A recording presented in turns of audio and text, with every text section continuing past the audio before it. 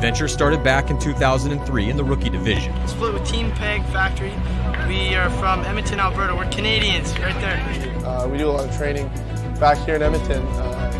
Then after over a decade and a half of hard work and perseverance, their Canadian core, surrounded by a select group of elite imported talent, came to define dominance as they railed off 14 wins all over the world during a 4-year run. They hadn't just climbed the mountain, they had become the mountain.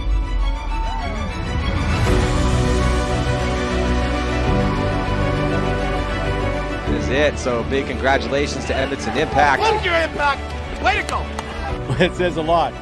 You know, I think about the boys and 10 years old playing, and you never dreamed of coming this far and how we've come. But after their success with the win in Vegas last year, they hit a slump with disappointing finish after frustrating performance. But changes were made and new players were brought in. Now re-energized and reformed, Impact's mission remains the same as it always has been. Crush everyone on the way to the #1 spot and become the best team ever to pick up a paintball gun. Join us on the Impact Series as we dive into all the on and off field drama that drives this legendary squad and their journey to get back to the top. Brought to you only by GoSports.com.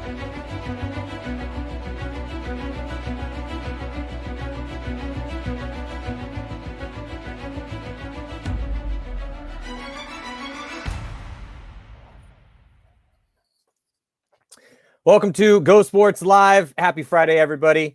I think it's day 27, 28, 48. I don't even know. I have to stop counting of quarantine here. Matty Marshall, and I got Robbie Goldsmith. He is in Nashville, Tennessee, and he's the coach of one of the new pro teams, Columbus LVL. But he's been around this game for a long time. Former college star with University of Tennessee back in the day. I've been calling that show for a while. Got a chance to meet him back then, and he was a great guy, great player. Great leader. Then came in, also helped CEP go pro, stayed pro with them for a while, and then started up businesses. And he's an entrepreneur. He has his own reality show. So we're going to talk about that. We're going to talk about, obviously, this new team and love to characterize these guys. It's an interesting squad. They had an interesting performance at the first event in Vegas. Also, Robbie, before we jump into it, though, a couple things to keep in mind. The Edmonton Impact Series, episode 2 being worked on right now. Episode 1, you guys can go and check out. We are going to be having Go Sports live shows every Wednesday and Friday, typically in the afternoons, depending on everyone's schedule. And also, we're working on Go Sports Tactics right now. First episode is going to be with Kyle Spica, and he's going to be breaking down Edmonton Impact's win in the quarterfinals in a really close match against AC Dallas. We're going to go pretty much blow for blow on all the crucial moments in that game, and that's basically what that series is going to be. And then also my fan wagon, we have the April Madness that's going to go down, and Robbie, we're going to hold off on that because I do want to get your thoughts on that. But we have moved in to the semifinals, so only 4 guys remain. So we'll break that down in a second too. So without any further ado, Robbie, how you doing, man? How hopefully you're staying happy and healthy over there in Nashville. Yeah, it's crazy, man. It's great weather here and been golfing a lot. So that's been I've been enjoying my quarantine. I'm so jealous, dude. We can't golf. We can't do anything out here. San Diego and California is just locked down, dude. We're just cuffed up in our houses. And I mean, it's been raining too for the past month. Well, on and off, but and all the golf, there's not a golf course open within 100 miles of San Diego right now, dude. It's just that we can't do anything. I'm going to be really good from within 8 feet because I've been putting on my carpet. That's literally the only thing I can do. No paintball, no golf. We can't do damn thing. So, okay, well, that's good, man. I'm glad that you're staying happy and healthy out there. So let's jump in and talk about kind of how you got here. You know, you're the coach of LVL, but you've been around this game for a long time. And we're going to have some different level guys on the show eventually, of course, because, you know, I'd like to kind of get some of who I want to see who's going to emerge as your go-to guys. You have a deep roster, but I thought before we brought one of those guys on, I might as well bring you on because you've been in this game for so long and you could help enlighten us as to, you know, who are the dudes to watch. Obviously, again, a deep roster, 10 dudes, and you played all of them. So we're going to get to that in a little bit. But before we jump into LVL, I want people to remember who you are, you know? So when I met you, you were a super awesome, loud, talkative, outgoing dude, playing in college paintball with your shirt off, talking mad shit to basically all your teammates. So you were that, and I was like, this dude's pretty good. And then you were actually pretty good on the field too. So talk to me about your college experience and kind of how you got into this game. Yeah, so I actually grew up in Chicago. So I'm a product of the Badlands and the old country club paintball, if anyone remembers that indoor place. So I grew up getting beat down by, like, the old aftershock guys, and kind of grew up in the same wave as Damian Ryan and Nick Slowiak and all those guys. So I grew up playing with them. Mhm. And then when it came time to go to school, I actually played hockey in high school and growing up, traveling, all that stuff. And I kind of had two options. I could go to Marquette in Milwaukee, or I could go down to Tennessee. And I visited both, and I visited Marquette, and it was like negative degrees. People were walking to class in ski goggles. And then I went to Tennessee the next week, and it was like 80 and sunny. Girls are walking around in skirts and everything. And I like looked at my old man, and I was like, I'm going here. So yeah, so I actually met. Yeah, that was pretty much Yeah. the decision. They had a hockey team, and it was good. But I ended up Mhm. knowing nobody. And I was sitting in class freshman year in math class, and a kid in front of me had a I Love Paintball shirt on from a World Cup. And I was like, this is like crazy. And it ended up being that kid was who I started the University of Tennessee Paintball Club with. And also his name was Ty Williams, who was the son of Craig Williams, who owned CEP for the first 6 years we were around. He essentially gave the team over to me and a guy, Steve Nicola, our first year of pro. So that it was a complete crazy fate that his son sat in front of me in math class and wore a paintball shirt one day. Yeah, it's weird how that works sometimes. Call it that synchronicity or serendipity, whatever you want to call it. But those things do happen enough in life to kind of, make you kind of question some things. That's super random and super interesting. Okay, so that's how you kind of got into that. So then, because the franchise for your college was relatively successful, but I remember we were texting back and forth because I'm like, man, did Robbie win a national championship with them? I couldn't remember, because I remember that you guys were successful, and then I texted you and you're like, nah, dude, it was the year after I left. So Tennessee was very successful in college ball, but you helped build that program. So talk to me a little bit, because it looks like we are not going to be able to, for the first time in a long time, not have college paintball, which I'm always been a huge fan of. I just think it's an amazing thing. And that kind of, dovetails a little bit with the story of Columbus Level. Columbus Level, owned by Dave Pando, and he started, Level Up, which is amazing field, in Columbus, Ohio. If you're in that area, you got to check it out.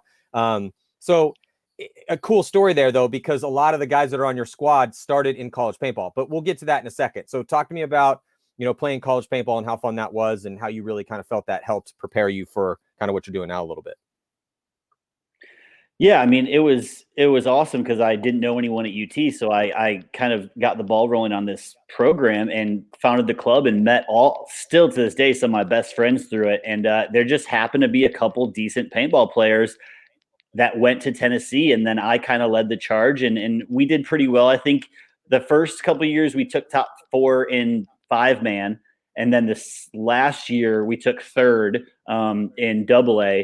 And then they won it the next year. And I call it the Peyton Manning effect, right? Peyton Manning never won a national championship at Tennessee, but they won the year after with T. Martin. And then obviously the UT guys won it the year after I left. But the crazy thing, which I don't even know if you know this, Matty, is the year I graduated, Pando actually hired me to coach Ohio against Tennessee at nationals, and Tennessee ended up winning. Once Ohio got knocked out, I got to coach Tennessee at the championship. So that's how I met Pando. Okay, I think that now that you bring it up, that does knock some sort of memory out of my brain. It's just, I've been to a lot of these college events over the years, and I remember, and it's that's anyone that's out there. If you see us out there and you want to go talk to Ryan Greenspan or come up and say what's up to Robbie, like, go say what's up to people, man. You'll meet some people, and you become friends with people. And so, I mean, the guys like Pando, Dave Pando, Robbie Goldsmith, some of these college kids, Art Dorshansky, who also played college ball. Lots of guys. There's been lots of dudes out there, but they kind of come up and say what's up, and you get to know them, and it's just a really fun vibe. And I remember you coming up to me and saying something like that, but it is a little ironic, I thought. But yeah, man, college paintball is it's really sad that it doesn't look like it's going to be going down this year, because we would have been doing it right about now. But yeah, man, if you guys are out there, you're going to school, and also, weren't you one of the leaders from your club too? Because as far as like trying to organize stuff and get things going, because I think a lot of people, and this kind of goes into your entrepreneurial side, but I think a lot of people kind of hit a little bit of a block, not knowing, oh, what do I do? even if they have an inkling or some sort of desire to maybe be a prime mover and get something going. They have an idea. They want to maybe implement it in the world, even that, whatever that may be, the company, a concept for something, or to have paintball be at your college. But you were one of the leaders behind the scenes. So maybe could you talk a little bit about the structure of that? And I think that could kind of then lead in a little bit to, what you did afterwards and starting all your businesses and, even getting on TV and all that cool stuff, which I just think that's super interesting and want to talk a little bit about that before we move on and talk about Level. Yeah, man, I'm just such a advocate of, if you want something in life, you got to chase it down and go get it.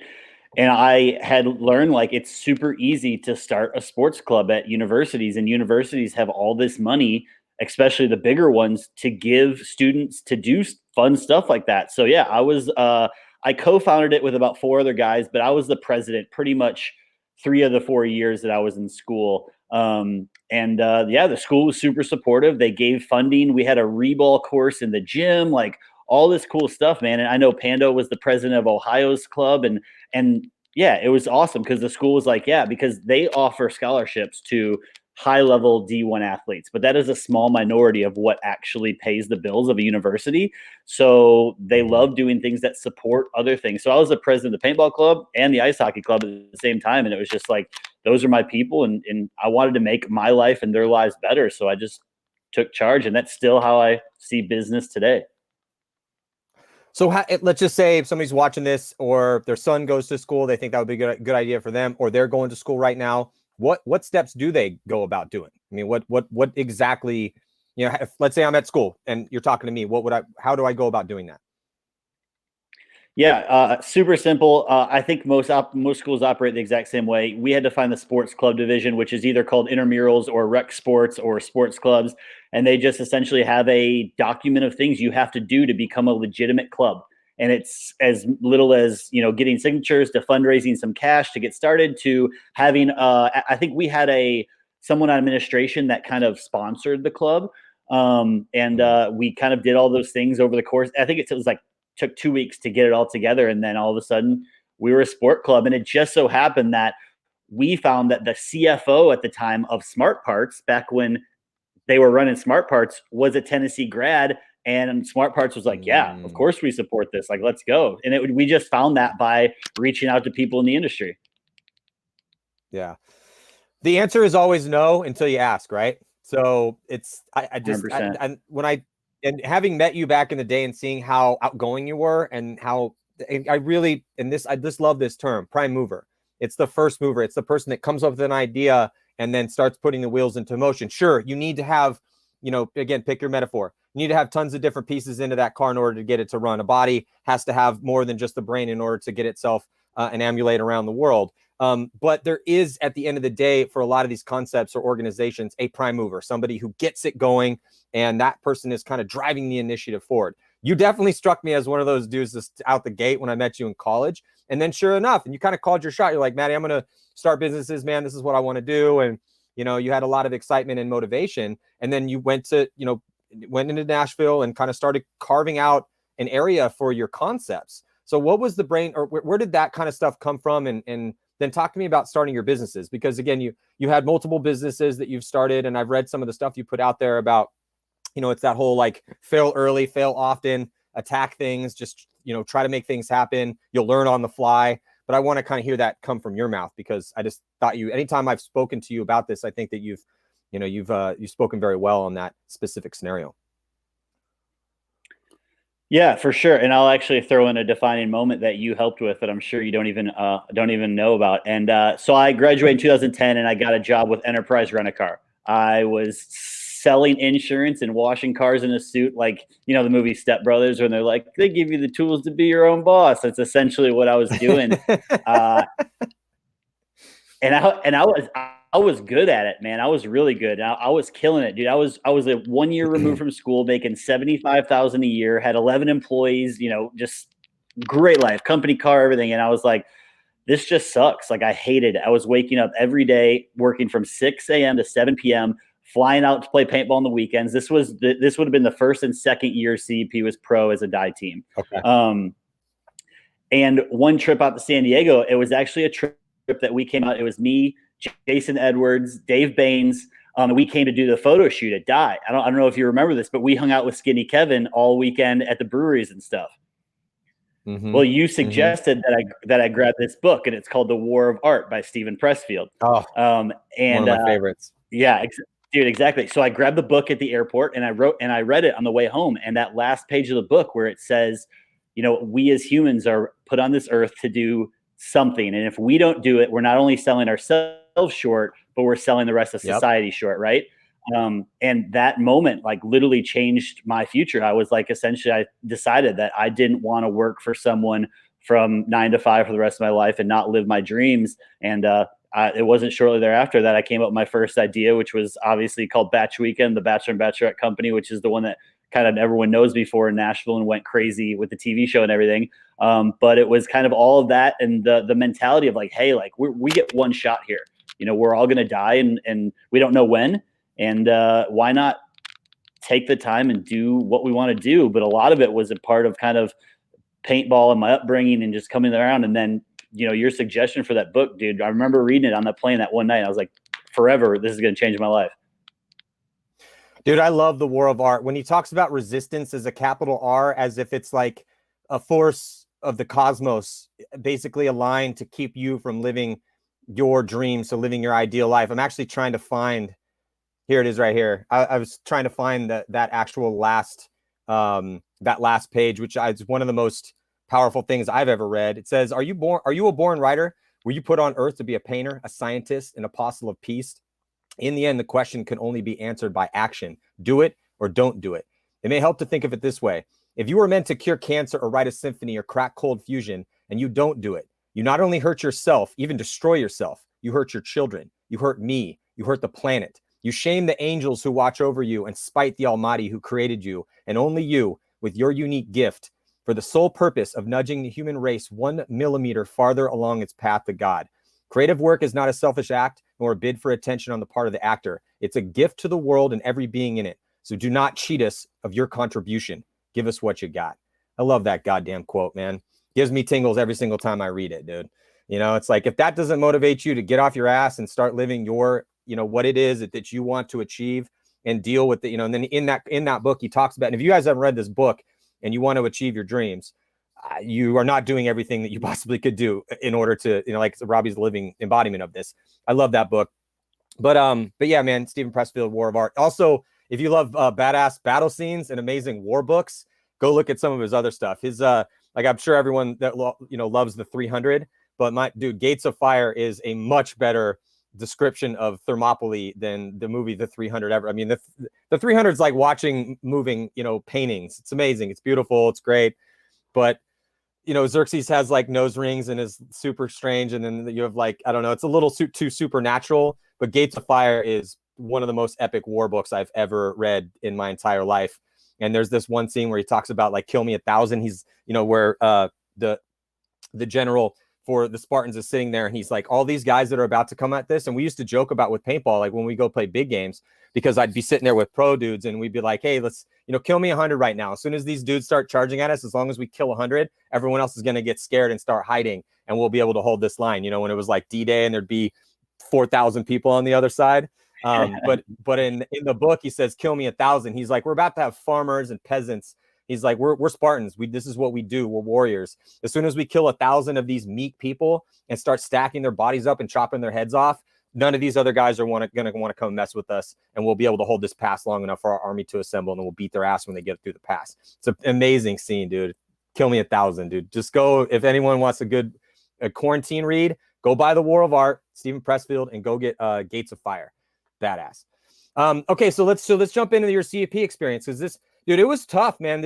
I feel like you, of anybody as a coach, will be able to give CEP some, you know, no BS assessments of what they're confronting here. I mean, you're heading into the most difficult journey you possibly can undertake if you want to play pro paint or want to play paintball in general in a tournament and try to be successful. It's very hard. It's the best players in the world. You've already tried to do this, and it was difficult, man. I mean, you know, CEP, you guys would win games here or there, but it was really hard. Speak to me of the difficulty of that and what you ultimately got out of that journey.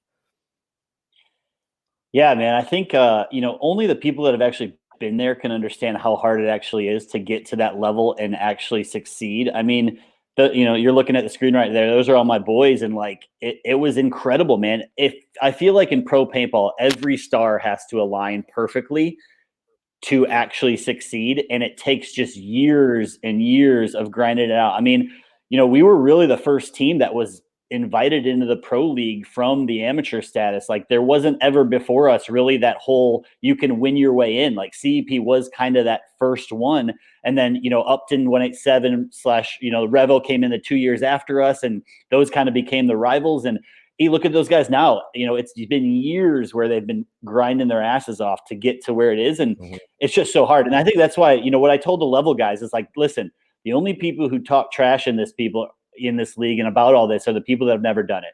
Like, because once you do it and you understand how hard it is to get there, to then stay there, and then if you're ever lucky enough to win there, like, dude, it's insane. So, we gave it our best try. We were pro for 5 years, and dude, I gave it everything, and we funded, and we tried to put everything together. And I think we had like 12 different rosters, and it was insane. And it never really worked out in our favor on a winning aspect, but our sponsors loved us. We had a ton of fans. We gave it everything we could every time. We fought hard. And, I mean, with Osvaldo and Zupa, dude, is dominating the league right now with Revo. Yeah, Zupa's great. Yeah. Bro, Zupa's insane. And we had some great players. And we had, like, Jew on there as an American hero sniper, like crazy. It was awesome. And, but I think that's what I really bring to level is like, hey, guys, you don't even know what you're in for yet. At least I can be here to help be a guiding light and bring what I've learned in those 5 years and brought, I feel like if you could play pro for 5 years and really never win like we did, but still be respected, like that's a testament to character and what you can do. And that's kind of what I brought to the table. And we're excited to see what happens. Well, I talk a lot about the gifts of the game, and yeah, man, if you win, look, I've definitely won some tournaments in my day, but even though those experiences were exceptional and fundamental, those aren't even necessarily the most memorable. I mean, some of the most memorable experiences I had were the worst experiences that I had. The times that we got our asses kicked, the times we were playing in the rain and it was a cheat fest, and, or the times you get hurt and have to fight through it. And, so it's super easy to be an awesome guy when everything is going well. I think this is something we're all dealing with right now, with with the Rona hitting the world as hard as it has. I mean, could it be worse? Absolutely. I mean, it could be a mutated. I think I talked about this on the show on Wednesday, but this is not the thing that's going to take down society. I mean, even if I get it and it takes me out or whatever, I mean, it's definitely going to suck. People are going to die. I mean, they're building mass graves in New York. We try not to talk about it too much here on the show because we want to try to get our minds off of it. And paintball will be back. We will be playing paintball again before we know it. But when you play, I think playing paintball and on a tournament level, sure, you can go play for fun, go play with the church group, go play with your friends, go play in a big game. That can be competitive too. But when you choose to play tournament paintball, it does give you a lot of these gifts, and those gifts do not come just from the success of a victory. Like that's not even part of it. I feel like when you end, like that's like a cool little icing you get, or a little cherry on top, and the cool story you get to tell. I mean, it does give you an incredibly profound, almost existential like sigh that you get, like, oh, I did it. I will still have dreams some days, Robbie. I will have a dream where Bob Long is coming to my teenage self and he's like, you're up right now, Matty, let's go. Get your ass in there, grab your shit, and then let's get you in this point. And I'm in the woods and I'm lost now and I can't find my way. And then I get out there and my gun won't work and none of my pods are full. And then I'll wake up and be like, oh, okay, I already got on the Ironman. I already won a title. I've won tournaments, and it's it's like a reoccurring dream I still have. I had it 2 weeks ago. And yes, winning's great, but it's, the fact that you were able to man through tough times and persevere against teams that were better than you and take your beatings and then slowly but surely get better and then contend and get some, game wins and try to contend. But I just think that that's a potent thing for everything else you do in life. It just turns the volume down on regular life. What are your thoughts on that struggle? I mean, I feel like we've lost perspective as a society on how good we really have it and how, we should be so, have so much gratitude to the fact that we can play paintball. We're allowed to do all this stuff. Like, it's insane, just the stuff that we take for granted. And I try to keep that, like, so I have 3 businesses, right? All the businesses, they're all about $250,000 a year businesses. I like building small lifestyle businesses right now with where I'm at in life. And 2 of them lost 100% of revenue for coronavirus, like gone, like done 100%. And then my other one, which is the one I kind of live off of, lost about 65%. So it's like, but there's so many people way worse off than us. Like, A, there's people dying. B, there's business owners losing everything, and C, like, there's people who are on like welfare and stuff that aren't, like, that are really screwed. So it's like, I try to have, perspective on what situation we're really in, and then just keep having positivity. Like, everyone, like all my business friends that own companies and stuff, like, are calling and they're like, "What are you doing?" I'm like, "Man, I'm playing golf. I'm having fun. I'm talking to my friends. I'm working with the paintball team." Like, there's nothing we can do. Like, there's certain things beyond our control, but the one thing we can control is our mindset and the way we frame things in life. And like what is being negative gonna do about this whole situation? I can't remember the movie it was, but it was like one of those spy thrillers or something. I was watching it late at night, and there was this really captivating Russian character. That's why I always kind of have a soft spot in my heart for Russians, because they're so stoic, and it's that I come. That's how my dad's like that, and a lot of people in my family. I've 2 sides of my family: the like super stoic people that nothing can phase them, and then the like crazy dramatic people. So I'm kind of in the middle a little bit, But at this one character, they're crossing this bridge. They may be walking to be getting shot in their heads. They don't know. And the one spy guy is looking at the Russian guy, and he's like, "Aren't you freaking out right now?" And the Russian guy looks at him, and this is this phrase he was using in the entire movie. Again, I can't remember the movie off the top of my head, but he looks at him and he goes, "Would that help?" That's the thing. If you freak out and get all pissed off about things and get all super frustrated, like, is that going to help? No, it's not going to help. So you got to try as much as you can not to do that. I mean, we're human, we're fallible. It's going to happen, but I do agree with you. I mean, other than maybe, trying to qualify for those small business loans that the government put out. Yeah. What can you do? I mean, it's not much you can do right now, dude. If no one's coming for bachelorette parties in Nashville, you're shit out of luck for that business. It just is what it is until a couple months go by, or a month and a half, or whatever long it's going to be, and the spigot gets turned on. Yeah, I mean, the bachelorette business is dead in the water right now because that's a luxury business. And then my bigger business that is under the same umbrella of that is corporate events of big corporations that come to Nashville for their conventions and sales meetings. And like I was on pace. I'm always open about my businesses, and my businesses operate around, between all of them, about $10,000 a month is kind of my overhead. I was on pace in March to do $56,000 in revenue on $10,000 in expenses, and I was going to absolutely crush it, pay off a ton of debt. Like, I got smoked in debt with the TV show, which is a whole nother story. But I was going to pay it all off, and then all of a sudden, this thing hit and gone, all of it, 100%. I ended up doing like barely break even. Credit card still stacked up, and I'm like, it's just, dude, like taking the punches as they come in, and like just realizing, like, hey, like, your character is built on adversity, and we're all going to make it through this, and we're all going to be healthy, hopefully, and then we'll figure it out. But like, yeah, dude, I was actually on the phone with Dave Pando earlier talking about the loans and stuff, and I've applied for them all and worked with my bankers, and it looks like I'm going to get them, and that'll be great. But it's like, man, like, even if I don't, I'll figure it out. Like, people that are built with the character, like, you find a way. Spoken like a true. That's like Robbie Goldsmith, dude. You sound like Robbie Goldsmith back in the day. You got the same spark to you. I love it. Let's talk about some positive stuff here. Let's talk about level. You guys rolled into your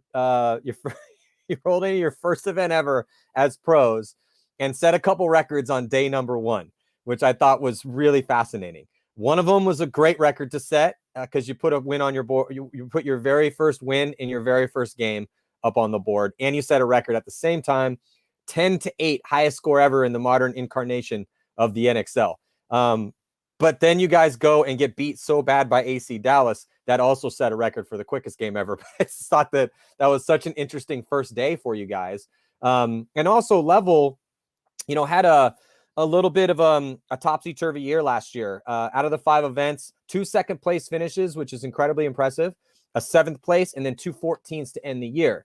So, I mean, can you maybe tell me the story of the decision to go pro at the end of the year and, why you guys decided to take the big bite? And I mean, obviously if the opportunity is going to be handed to you, I do think it, cause again, this is where like, I just don't get the mentality of the hater. Sometimes I'm like, you wouldn't do the same thing, given the opportunity. Like, why would you not want to Right. try to take that bite and go and live that dream? Who gives a shit if you get murdered for the beginning of it? It doesn't matter. Again, you're missing the point, dude. Like that must be the type of person that goes and plays walk on and smashes on 12-year-old kids and feels good about it.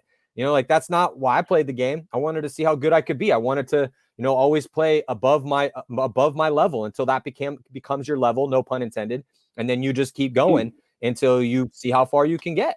So talk to me a little bit about how the team got to be pro, and then we'll start getting into, this first day one of your pro venture here. Yeah, so I actually met the entire team 2 weeks before the first tournament. So I don't know a ton of back. I know the backstory now, and I can tell you like what happened. They just tried in semi-pro and had some bad events, had some good events, and then Dave was, like you said, he was presented an opportunity from the owner of Katana, and instead of letting that go to waste, he said, "Yeah, I'd like to own a pro team."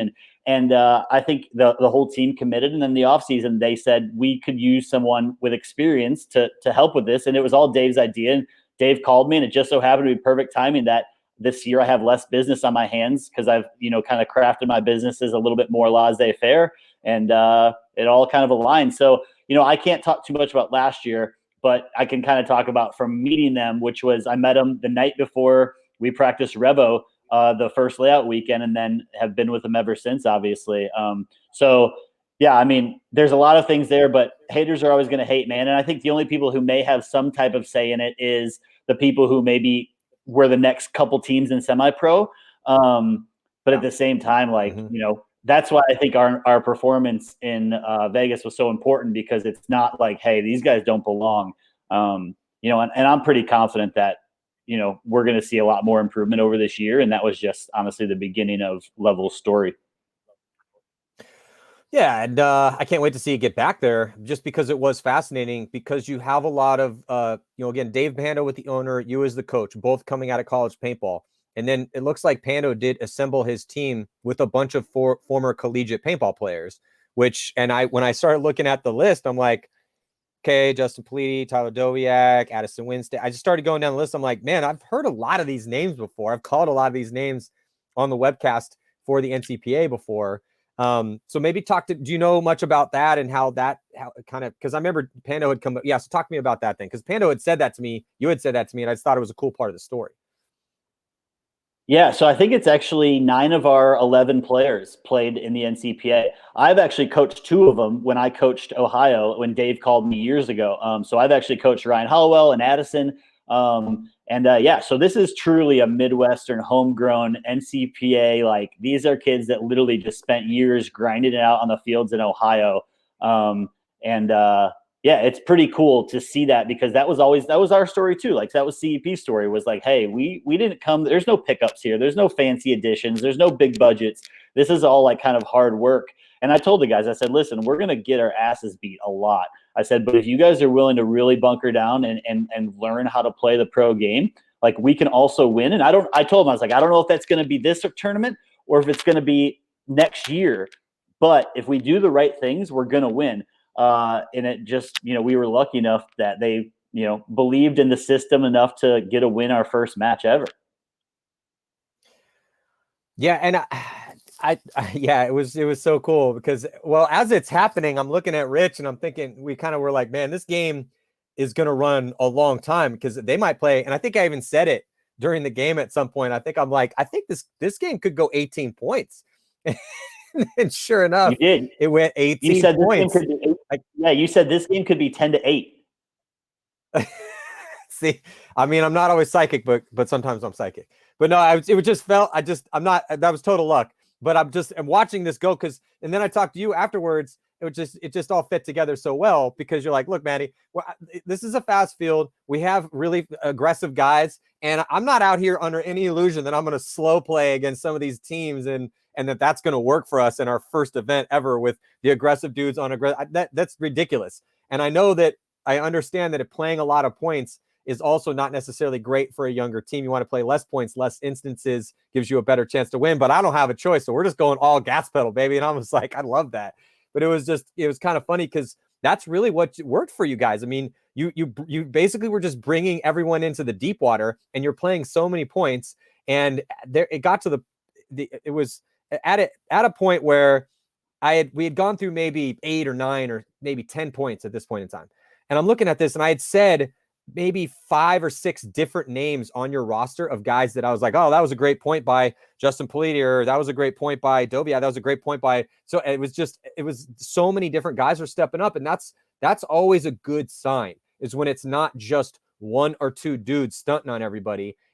When you go down and you look at how many points everybody played, I mean, yeah, there's a little differentiation between, somebody who played 17. So 17 was the smallest amount of points that somebody on your roster played. 28, at least on the stats that I have, 28 was the most. So you were spreading, as the coach, you guys were definitely spreading that play time around. Was that the intention? Were you like, no matter win, lose, or draw, I'm going to go out here and get these dudes reps so I can see who my guys are going to be? Or, what was the kind of intention as it went in?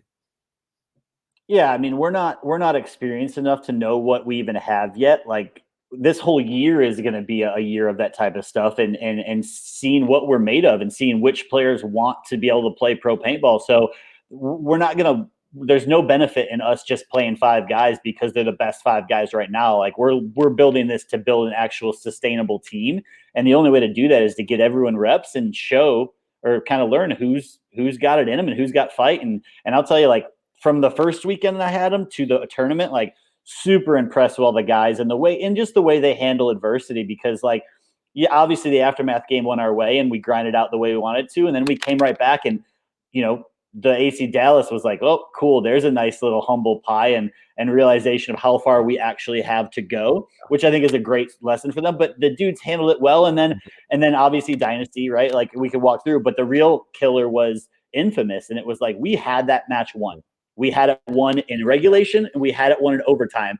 And both times we did things that I've thrown away a million times with CEP. And even so, like, yes, heartbreaking and sucks, but we handled it well. And it's really going to be motivation for the dudes moving forward. But the kids are hungry, man. And we have a good roster, and it'll change, but I'm stoked about how they handled it, and handled it like professionals.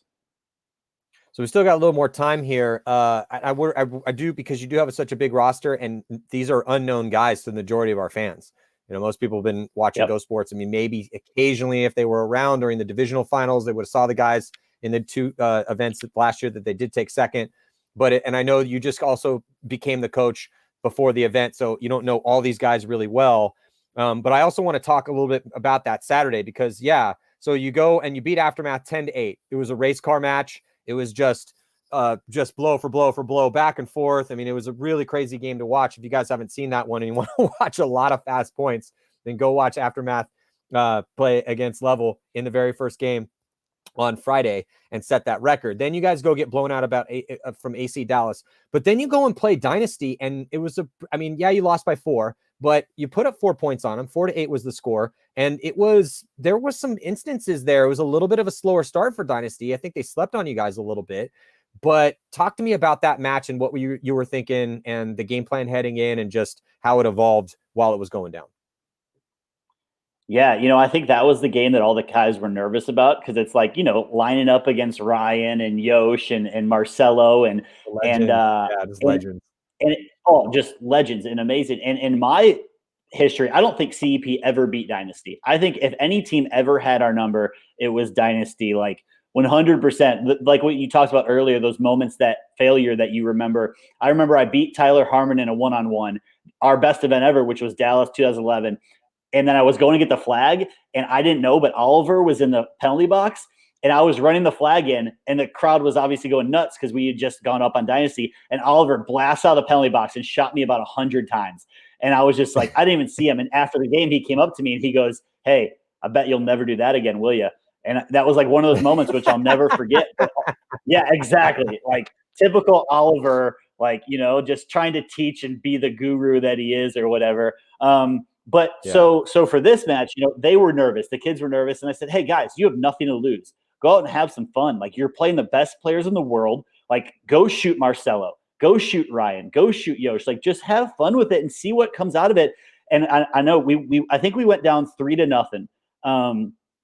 And Pando was super nervous, and he looks at me and he goes, "Hey, I need you to do something. I need you to do something." And I just looked at him and I was like, "Pando, shut the fuck up. Like, go get back on your phone, do your social media stuff, and get out of my face."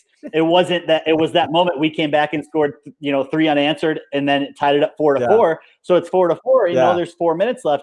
And we honestly lost a crucial point that we know we lost out of the snake that we would have gone up with, to have a lead. So I think at that moment, all the kids, it's actually, I think this point right here that Danny's crawling the snake, or no, sorry, this is all. But anyway, we knew at that moment that, like, hey, we can hang with the best in the world. And these guys that our players have been idolizing for the last 10, 15 years are just on the other side of the field with guns, and they can hang with them. And I think that was a big thing that I think that match gave them a lot of confidence. And I think they're all like looking forward to the rematch, just to say, hey, we can go toe to toe with Dynasty again.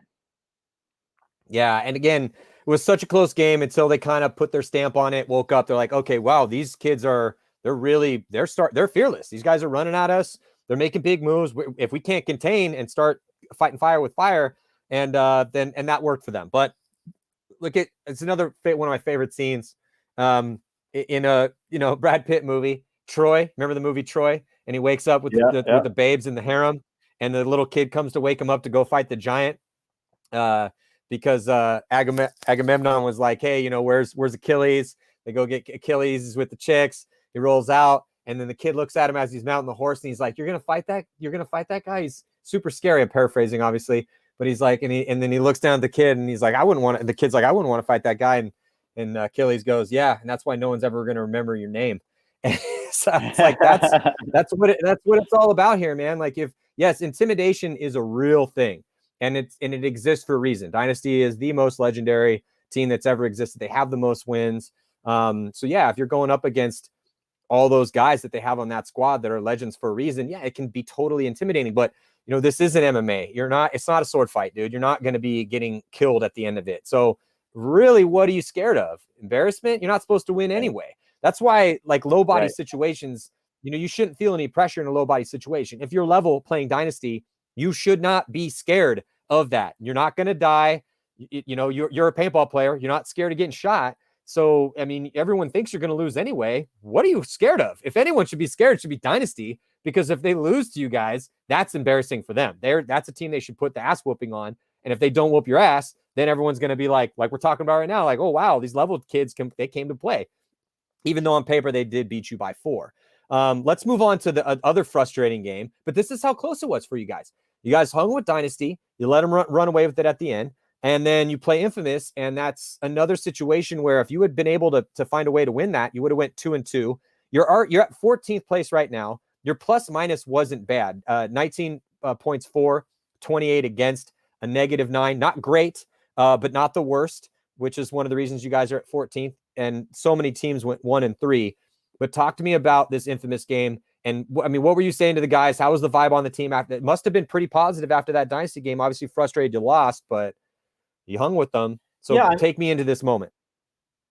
Yeah. So I think, the way that we handled it was another, hey, we have nothing to lose. I mean, granted, it's not the name Dynasty, but you're going up against Greg and Thomas and Cody and like these dudes that have been playing for years. I mean, they've been beating up on, and Callie, they've been beating up on me for years. And I said same kind of thing. I was like, guys, we have nothing to lose. I actually kind of during my scouting knew some of the spots that I thought we could beat Infamous in. And we ended up, really winning the snake battle against them. I felt like we got the best of Harrison and Andy and the snake. I thought Greg really shut down our D side, which had been, pretty good until then.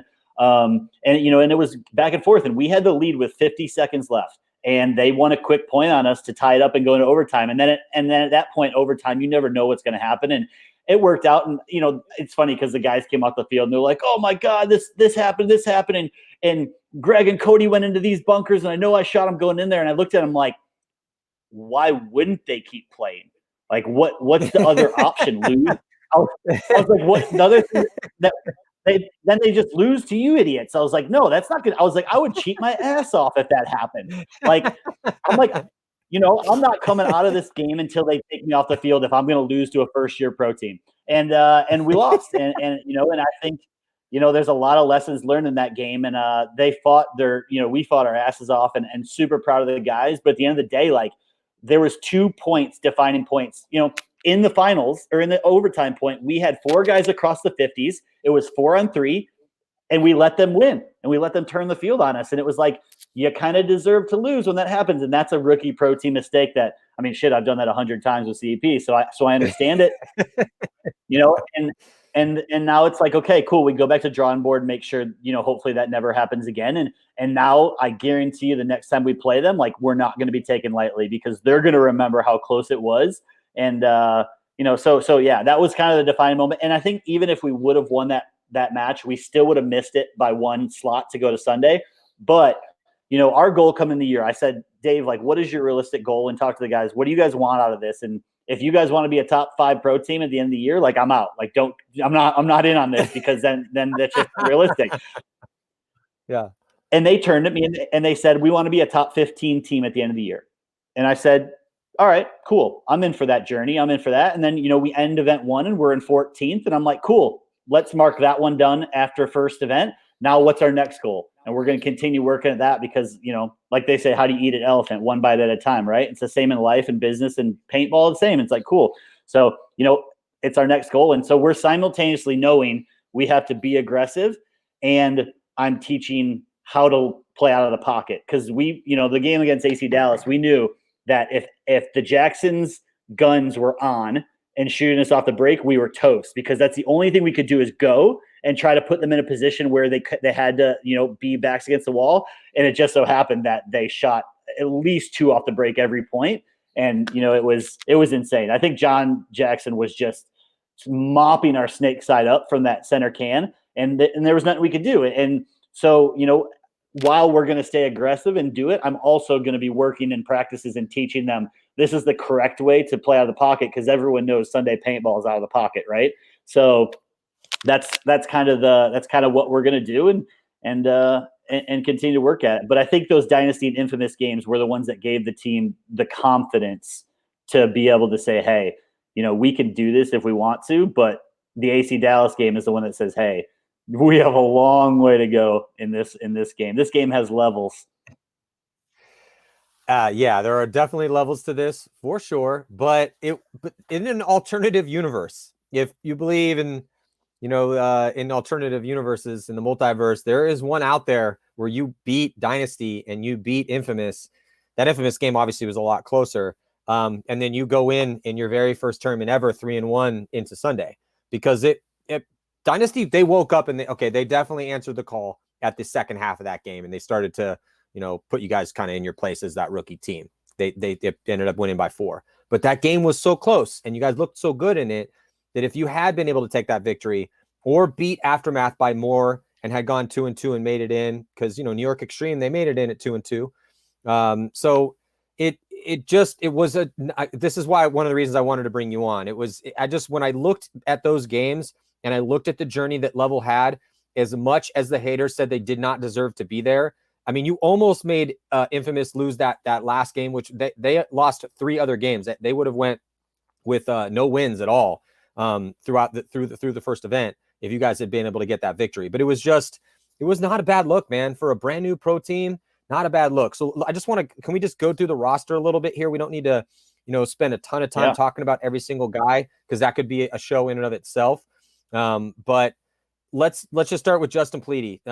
Talk to me about this roster a little bit, and we'll just go guy for guy. Just give me like a little word association. Give me like a little primer on these dudes, because no one knows who these dudes are. And I kind of want you to, just extrapolate a little bit and give us some input on the personalities of these dudes and how they play. Yeah, Justin is a physical freak of nature. He's one of those. He's like Greg Sewer's type, who like is always in the gym, like always working on his stuff. He's another Ginger Ninja, we call him, and I think him, Greg, and Brandon Cornell would have a dirty red-haired 3-man team. But he's all. He's also the most confident on the team by far. He thinks he definitely is confident in his skills and where he's going, but he's a good kid and shows a lot of promise for sure. So yeah, I like Justin. What about Nick Carney? Nick Carney, have you ever seen the eye black he wears? I have, dude. I have seen the eye Look black. at it. So you can kind I've of done see a in that show. photo that He's been on the he's been on the show with me before. I've because he's got the announcer's voice. He's got that deep voice.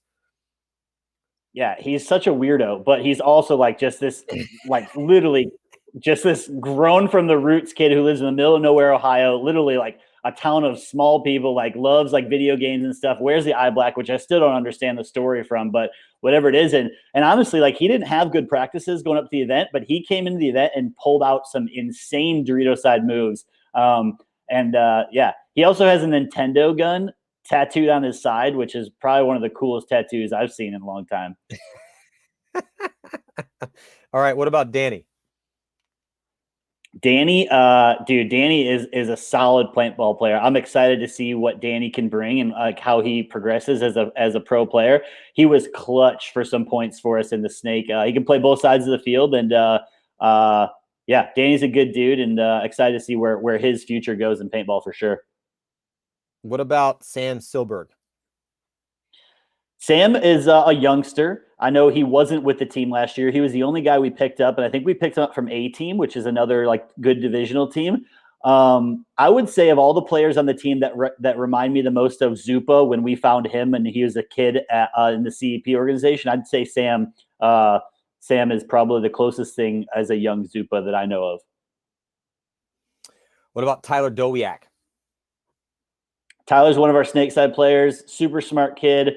Got a great job, like just super humble and, is very kind of analytical thinking. I think that's a great trait to have in the pro game is like, okay, this happened because of this, and this is how I avoid it this next time. And he didn't have the best event, especially on Saturday against Infamous and Dynasty, but I think he'll make some moves this year.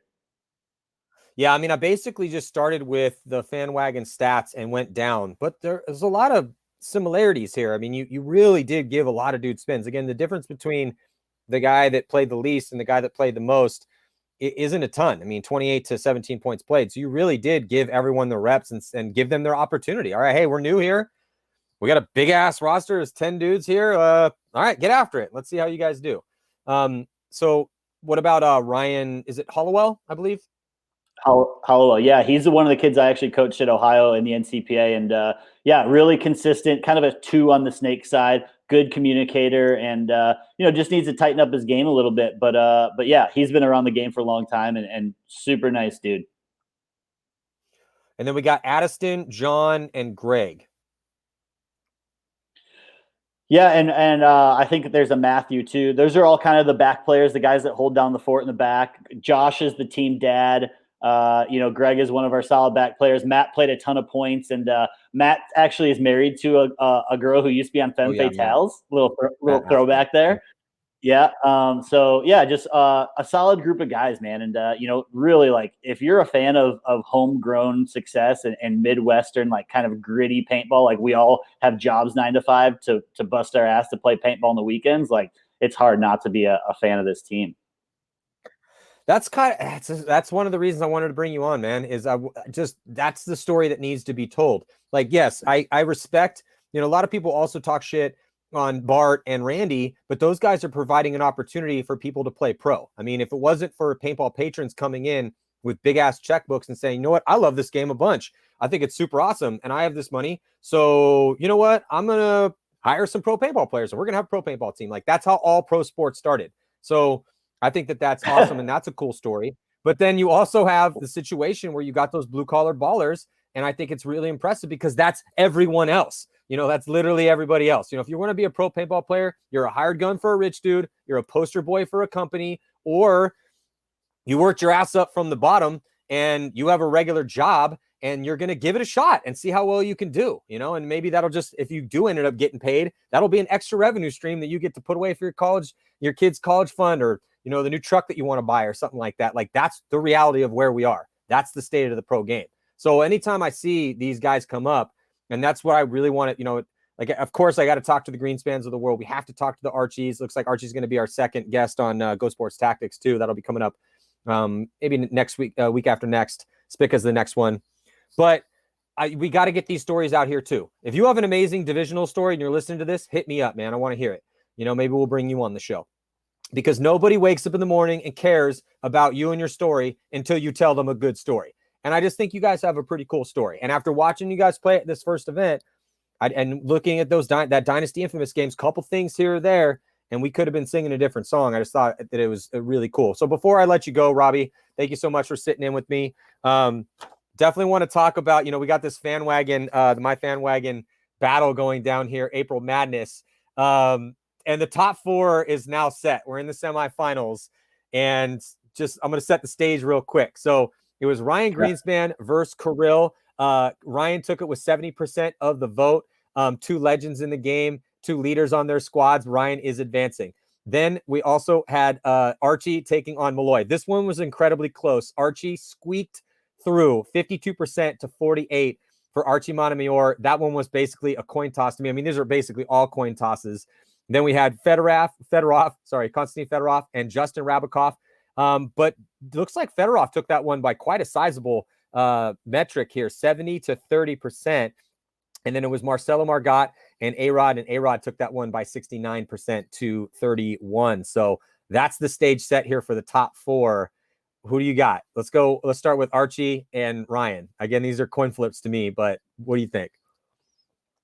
Oh man, I think with where paintball is right now at this day and time, like there's no one I would rather, like I'd play every single play pro in the pro division, but before I'd play Archie. Like give me anyone and one-on-one and I'll play them before Archie. So in my opinion, like, yeah, I'm going Archie in that matchup. I think, there may have been a time and day where Ryan wins that one, but I think right now, I mean, dude, it's hard to argue that Archie's on top of the game right now. Archie has had X Factor with 2 wins last year. I'm really looking forward. We're actually, so for Go Sports Tactics, we're going to be breaking down for episode 2. We're going to be breaking down their historic comeback with Archie winning the Golden Barrel, a Colt right behind him, just mashing people on that D side when they came back against the Russians for their first win in 5 years. We're going to be breaking that down in Go Sports Tactics. Not sure when that's going to drop. We got Spica coming up, breaking down a game from the last event with he had a huge move at the last second. So we're going to break that down. That's going to be episode 1. So let's talk about this Fedorov versus A-Rod matchup.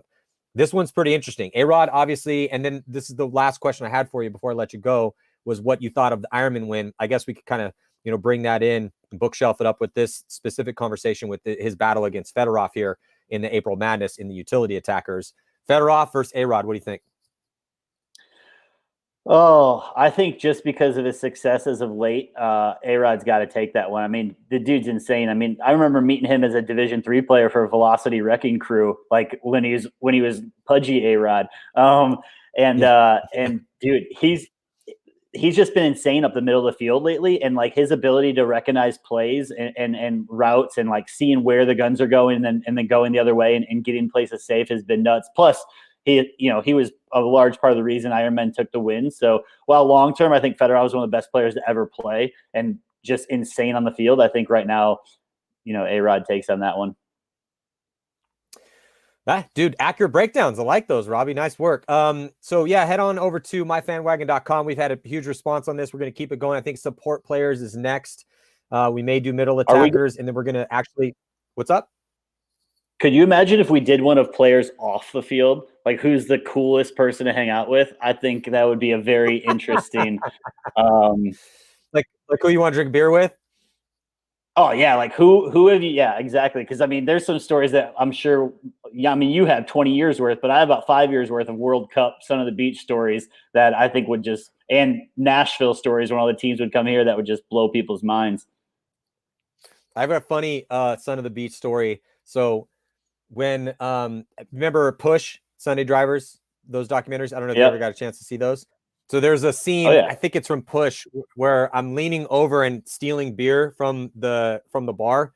So I have my we had it basically longer story, but yeah. So we're 3 sheets to the wind. We're at the bar, and one of the older guys was like, "Matty, get us some more beer." So I just kind of like off the top of my head, I grabbed the pitcher and I just lean over because the bartender was, the kids at home don't do this, but I just lean over and I kind of start pouring the own beer. So Patrick was there filming it.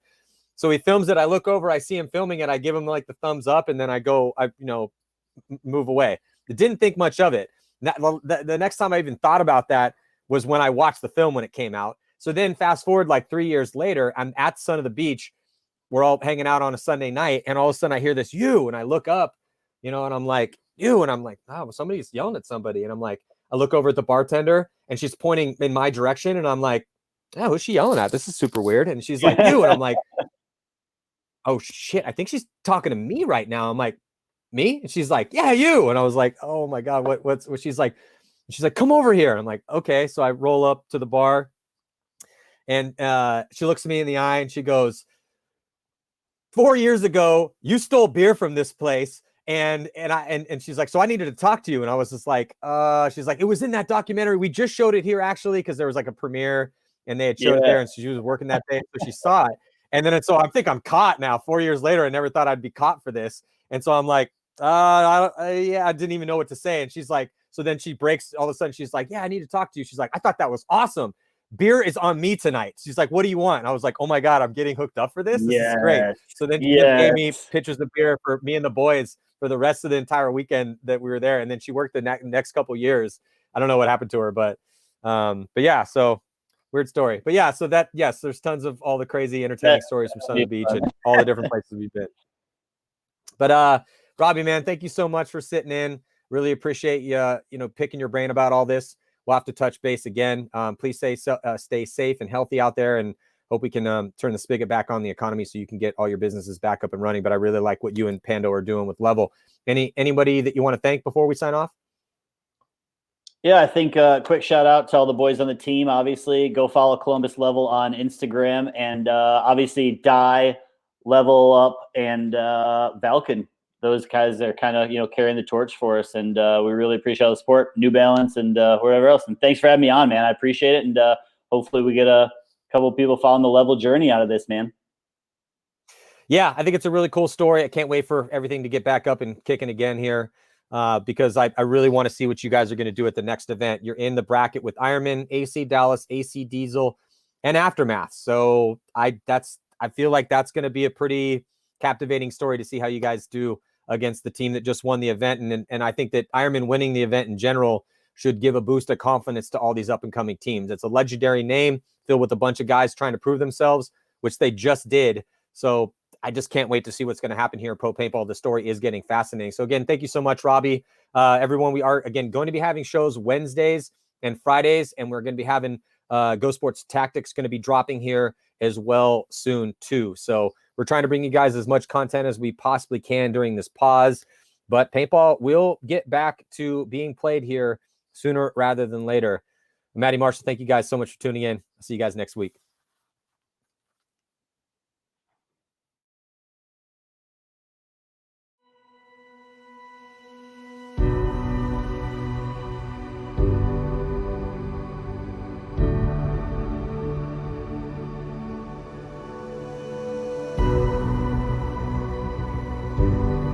The game of paintball is a diverse activity that means many different things to many different people. But to a team originating out of Canada, Edmonton Impact, it means one thing above all others: a quest to be the absolute best.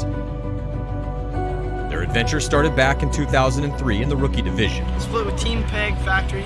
We are from Edmonton, Alberta. We're Canadians, right there. We do a lot of training back here in Edmonton.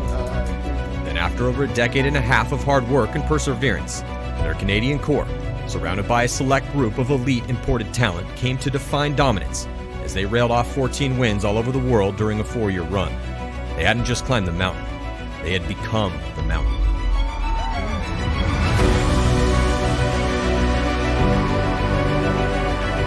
This is it. So big congratulations to Edmonton Impact. Look your Impact! Way to go! It says a lot. I think about the boys and 10 years old playing, and you never dreamed of coming this far and how we've come. But after their success with the win in Vegas last year, they hit a slump with disappointing finish after frustrating performance. But changes were made and new players were brought in. Now re-energized and reformed, Impact's mission remains the same as it always has been: crush everyone on the way to the #1 spot and become the best team ever to pick up a paintball gun. Join us on the Impact Series as we dive into all the on and off field drama that drives this legendary squad and their journey to get back to the top. Brought to you only by GoSports.com.